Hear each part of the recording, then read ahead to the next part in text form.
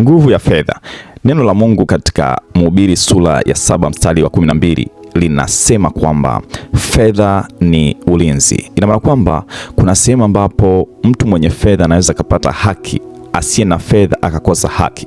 Kuna sehemu ambapo mtu mwenye fedha anaweza asidhurike, mtu asiye na fedha akadhurika.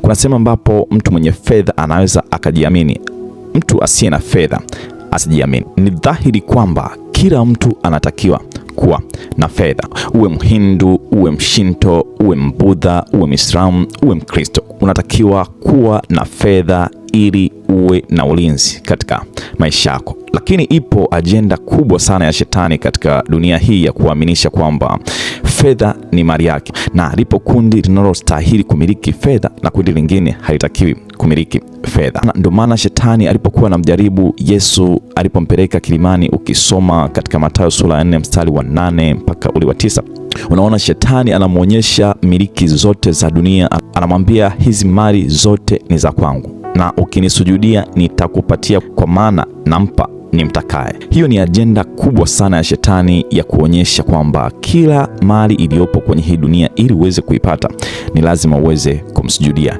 shetani. Na wale watu ambao wameokoka na wanamtafuta Mungu kwa udi na uvumba, inaonekana hawatakiwi kuwa na fedha. Na ndio maana makanisa mengi yakimiliki fedha yanaonekana wanafanya kazi ya kitapeli. Na ndio maana kazi nyingi ambazo zinaingiza fedha nyingi, ukizifanya ukiwa umeokoka, unaonekana wewe bado hujaokoka. Ni ajenda ya shetani ya kuonyesha kwamba kama umeokoka hutakiwi kuwa na fedha, na hiyo anaifanya ili kuendelea kuwaweka dhaifu wale waliookoka, kwa sababu anajua ukiwa na fedha hata shetani mwenyewe ni ngumu kuku control. Na haya ni matukio makubwa matatu yanayoonyesha uhalisia wa nguvu ya fedha katika Biblia. Kama ni mara yako ya kwanza kuingia kwenye channel, tafadhali usisahau kusubscribe na kubonyeza alama ya kengele. Mimi ni Mwalimu Jonathan Kwizera.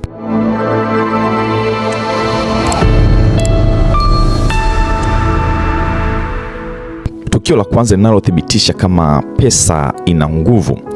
Pesa iliweza kuficha taarifa za kufufuka kwa Yesu Kristo. Ukisoma katika Mathayo sura ya 28 tunaona habari za kufufuka kwa Yesu Kristo. Maandiko yanatuonyesha Mariamu Magdalena na Mariamu yule wa pili, yani Mariamu mama wa Yakobo, wakienda kaburini alipozikwa Yesu. Ghafla wakakuta kaburi liko wazi. Wanastaajabu, akatokea malaika akawaambia wasistaajabu, kwa maana aliyesulubiwa amefufuka kama alivyosema. Akawaambia wakatoe taarifa za ufufuko wa Yesu Kristo, ili wote wakakusanyike wamwone Galilaya. Mariamu Magdalena na mwenzie wakawa kama hawaamini hizo habari.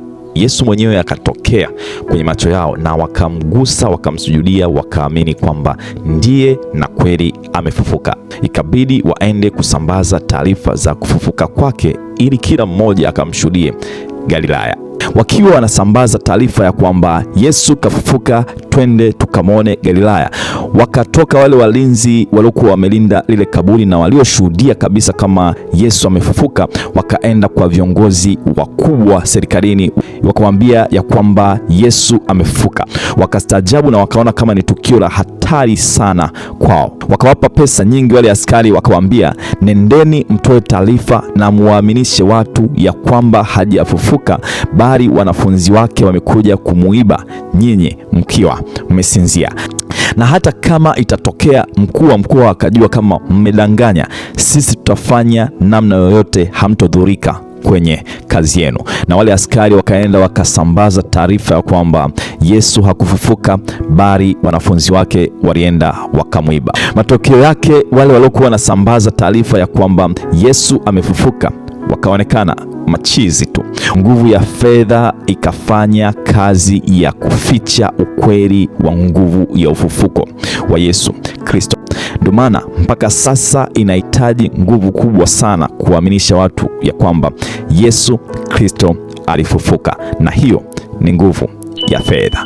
Tukio la pili linaloonyesha nguvu ya fedha kwenye Biblia, ukisoma katika Waamuzi sura ya 13 mpaka sura ya 16, tunamwona mtu mmoja shujaa mwenye nguvu anayeonekana handsome aliitwa Samsoni, lakini katika maandiko hakuna sehemu yoyote inayoonyesha kwamba Samsoni alikuwa na fedha. Akawa katika mahusiano na binti mmoja mzuri, mrembo, wa kuvutia. Ukisoma katika Waamuzi sura ya 16 mstari wa 4 inaonyesha Samsoni alimpenda kwa sababu ya uzuri wake.